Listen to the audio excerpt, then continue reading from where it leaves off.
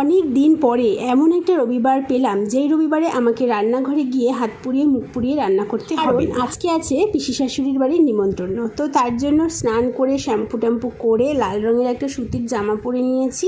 তারপরে মুখে সানস্ক্রিন তো অবশ্যই লাগাতে হবে, তার উপর দিয়ে একটুখানি ফেস পাউডার পাফ করে নিচ্ছি। এই গরমে বেশি মেকআপ করা একদমই উচিত নয়, আর আমার ভালোও লাগে। মেকআপের মধ্যে আমার কাজল আর লিপস্টিক এই দুটো পরতেই বেশি ভালো লাগে, আর হ্যাঁ, নেল পালিশ পরতেও ভীষণ ভালো লাগে। আর কিন্তু আমি জানো তো কোথাও যাওয়ার সময় হেয়ার স্টাইল কিছুতেই করতে পারি না, এরকমই করে নিই, আর সাথে এরকম দুটোর সামনে দিয়ে ডান্ডা বার করে নিই, ব্যাস।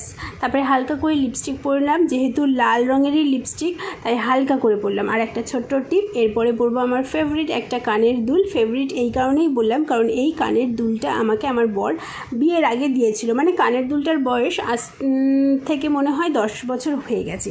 তো চলো এবারে ব্যাগ নিয়ে যাই, আর ওখানে গিয়ে কীভাবে কাটালাম সেটা পরের মিনি ব্লগে আসছে।